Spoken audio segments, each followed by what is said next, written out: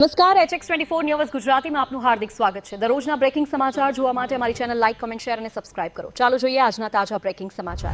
ભાવનગર શહેરના કુંભારવાડા ખાતે નવયુગ ક્રાંતિ ફાઉન્ડેશન દ્વારા રાહત દરે ચોપડા વિતરણ કાર્યક્રમનું આયોજન કરવામાં આવ્યું હતું, જેમાં સર્વજ્ઞાતિના વિદ્યાર્થીઓને રાહત દરે ચોપડા મળી રહે તેવા હેતુથી હર વર્ષની જેમ આ વર્ષે પણ સંસ્થા દ્વારા આ કાર્યક્રમનું આયોજન કરવામાં આવ્યું હતું, જેમાં બહોળી સંખ્યામાં સ્થાનિકોએ લાભ લીધો હતો। આ કાર્યક્રમમાં સંસ્થાના ટ્રસ્ટી રોહિતભાઈ કણબી અને સંસ્થાના સહમંત્રી ઋષિભાઈ સરવૈયા અને ટ્રસ્ટી સંજયભાઈ રાઠોડ તેમજ યુવા કાર્યકર વિશાલભાઈ મકવાણા તથા મિલનભાઈ મકવાણા અને રાહુલભાઈ કટુડિયા તેમજ કમલેશભાઈ રાઠોડ સહિતના કાર્યકરોએ જહેમત ઉઠાવી હતી।